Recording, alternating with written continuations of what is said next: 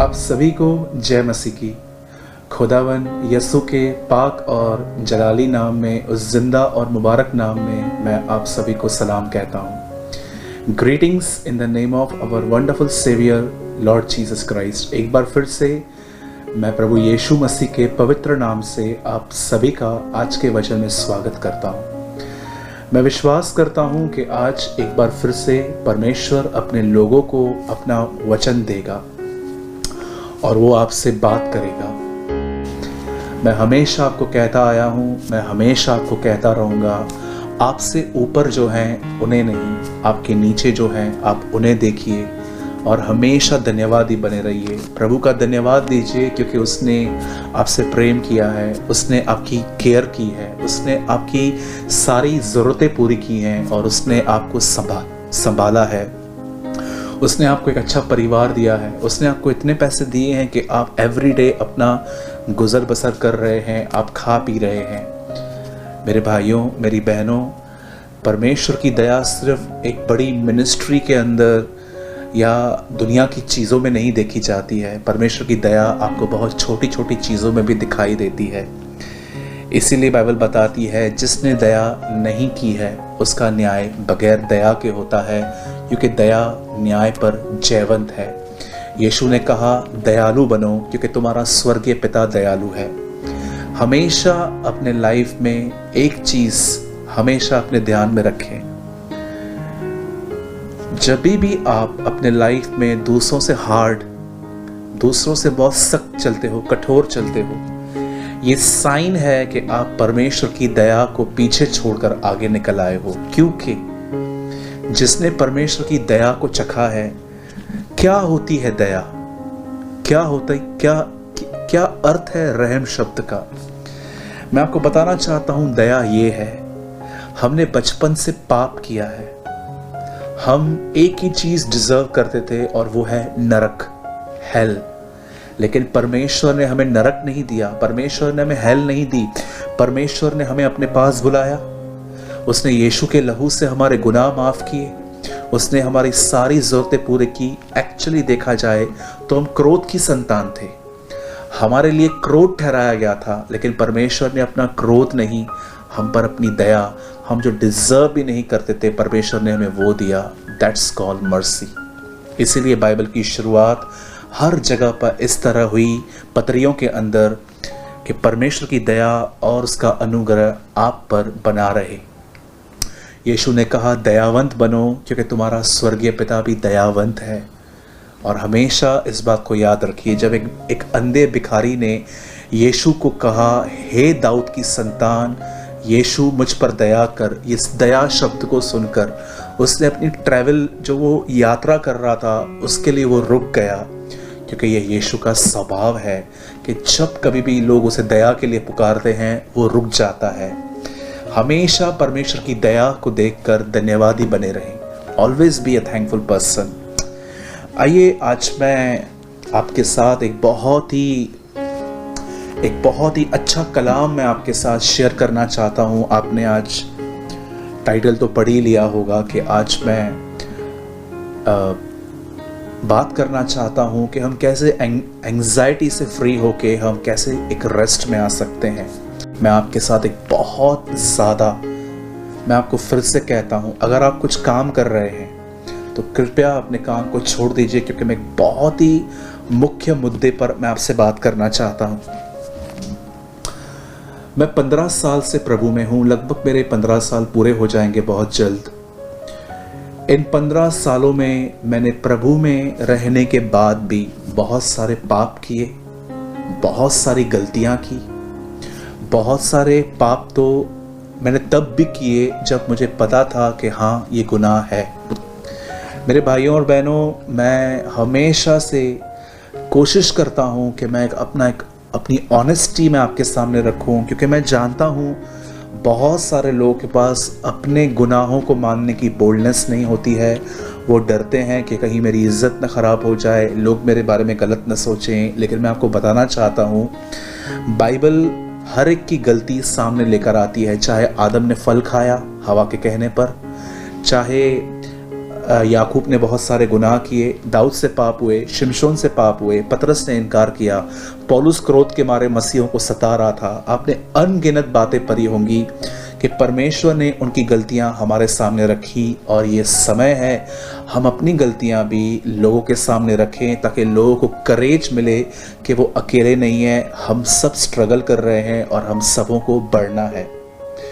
कई बार मसीह में रहने के बाद भी मुझसे गुनाह हुए, गलतियां हुई, अपराध हुए, लेकिन मैं आपको अपना एक ऑनेस्ट एक्सपीरियंस बताना चाहता हूं। कई बार मैंने प्रभु के सामने अपना एक एक पाप 20-20, 25-25, 50 बार माना। मैं कई बार अपने पापों को प्रभु के सामने दोहराता था, और एक चीज जो मेरे साथ होती थी वो ये थी कि पाप कन्फेस करने के बाद भी मेरे अंदर एक दोष भावना होती थी। दोष भावना को इंग्लिश में कहा गया है कॉन्डमनेशन, और दोष भावना का मतलब होता है अंदर ही अंदर एक गिल्ट रखना कि मैंने क्या किया। मैंने कई बार प्रभु के सामने अपने अपराध मान लिए कि हाँ प्रभु, मुझसे व्यभिचार हुआ, हाँ प्रभु, मैंने कुछ ऐसा देख लिया जो मुझे नहीं देखना चाहिए था, हाँ प्रभु, मेरे मुंह से ऐसी बातें निकली जो नहीं निकलनी चाहिए थी, हाँ प्रभु, मेरी आंखें आज भी वैसे नहीं हैं जैसे आप चाहते हो प्योर हो। मैंने बहुत सारे गुनाह प्रभु में आने के बाद किए, और जब मैंने प्रभु के बाद पाप करने के बाद जब मैंने खुदा के सामने ये बातें मानी, उसके बाद भी कहाँ न कहाँ मेरा विवेक मुझे दोषी ठहराता था। कई बार मेरा मन मेरे अंदर मुझे गिल्ट पैदा करता था, और मुझे लगता है ये आपका भी अनुभव होगा कि कई बार आपने पाप मान लिए, लेकिन अंदर ही अंदर आप अपने आप को बहुत ही गलत और बहुत ही एक गिरा हुआ व्यक्ति आप समझते होंगे। लेकिन आज मैं आपसे कुछ बात करना चाहता हूं इसके बारे में। आप जानते हैं क्यों हमारा विवेक बार बार हमें दोषी ठहराता है? क्यों शैतान आज भी हमारे पुराने पापों को लेकर हमें कंडेम करता है? उसका रीजन जानते हैं क्या है? उसका रीजन है हमें परमेश्वर के वचनों पर उतना भरोसा नहीं है जितना हमें होना चाहिए। मैं आपके सामने आज एक बहुत ही बेहतरीन बात रख रहा हूं, जो आपको सिर्फ सुननी नहीं है पर समझनी भी है और उसे ग्रहण करनी है। और मैं आपको कहना चाहता हूं, इस वीडियो के अंत में जब ये वीडियो पूरा होगा, आप टोटली आप इनरली फ्री हो जाओगे। आपको ऐसा लगेगा कि मेरे अंदर कुछ बंधन टूटे हैं, आज मैं कंडमनेशन से फ्री हो चुका हूं। सुनिए, जिस समय यीशु मसीह बलिदान हुए, मैं ये बिलीव करता हूं कि यीशु मसीह ने जो भी फेस किया, चाहे वो कीले खाए, चाहे उसके पैरों में कीले डाले गए, चाहे उसके सर पे कांटों का ताज रखा गया, चाहे उसके हाथ पे कीले डाले गए, यहाँ पर बाला मारा गया, उसे कोड़े मारे गए, उस पर थूका गया, उसे मारते मारते ले गए। मैं आपको बताना चाहता हूं, एक एक चीज की मीनिंग है। मुझे समय मिला, मैं आपको इसके ऊपर पूरा वीडियो बनाऊंगा कि कीले क्यों मारे गए, सर पे ताज का कांटों का ताज क्यों रखा गया, हाथ पे कीले क्यों मारे गए, यहाँ पर साइड में बाला क्यों मारा गया। मैं एक एक चीज आपको कभी एक्सप्लेन करूंगा, लेकिन आज मैं आपको जो समझाना चाहता हूं वो ये है। मेरे भाइयों और बहनों, जब यीशु ने क्रूस पर अपनी जान दी, तो मैं आपको बताना चाहता हूं, उसने क्रूस पर जो चीज दी वो था अपना लहू। जब उसके हाथों पे कीले लग रहे थे, जब उसके सर पे कांटों का ताज रखा गया, जब उसके पैर पे पैर रख के उसमें कीला डाल दिया गया, चाहे उसे कोड़े लगे, उसके सर पे सरकंडा मारा गया, मार्क में लिखा गया है मरकुस में, पूरा ब्लड उसका निकाल दिया गया। और ब्लड इसलिए निकला ताकि गुनाह क्षमा हो सके। मैं आपको एक वचन बताना चाहता हूं जो इस समय आपके स्क्रीन पे आ रहा है। 1 पीटर पहला पत्रस और उसका पहला अध्याय,